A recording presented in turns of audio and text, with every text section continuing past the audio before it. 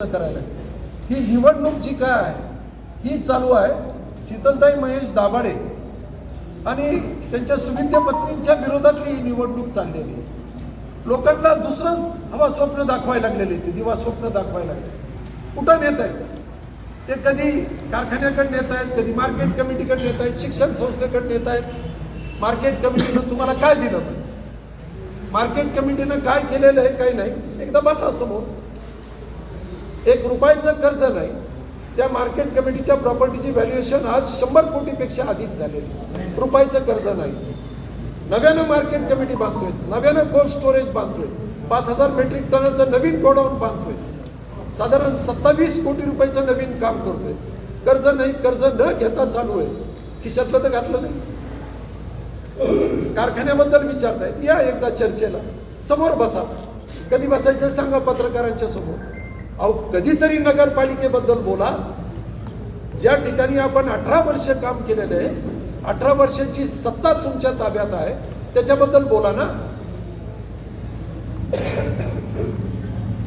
उमेदवार म्हणून ज्यावेळेस तुम्ही पाहतात, आमच्या उमेदवार ज्या काय शीतलताई दाभाडे यांना या जनमानसातलं हे उमेदवारी आहे,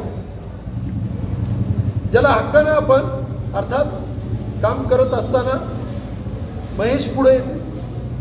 म्हणजे रात्री बेरात्री आपण थोडंच अडचणीच्या काळात महिलांना फोन करणार आहोत, पण तुमच्या हक्काचं नेतृत्व दोघांबरोबर जर समोर ठेवलं, त्यांचे पती आणि शीतलताईचे पती या दोघांना ज्यावेळेस समोर ठेवला, रात्री बेरात्री सकाळी किती वाजता हक्काचं नेतृत्व म्हणून जे काय हक्काचा माणूस, नेतृत्व म्हणण्यापेक्षा एक हक्काचा माणूस कोण आहे तर ते आम लोकांना विचारलं.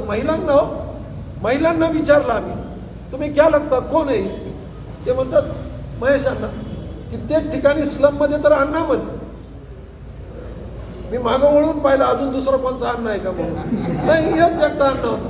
मला वाटलं अजून दुसरं कोणचा अण्णा आहे का काय, गायब झालेलं. पण हा ते एकमेव अण्णा निघालं. महिला, वयस्कर महिला हो, त्यांच्यापर्यंत सुद्धा हे नाव गेलेलं आहे. म्हणून लोकांची दिशाभूल करू नका. मुद्द्यावर बोला. काही तर बोलताय म्हणे घरकुलात पैसे घेतले कुठं काय. अहो एक माणूस हुडकून दाखवा हो. आत्ता आम्ही विड्रॉ होतो निवडणुकीत, एक माणूस हुडकून दाखवा. 1 तास 10 मिनिटं भाषण होतं संजय नगरमध्ये. 159 वेळेस माझं नाव घेतलेलं आहे. 159 वेळेस.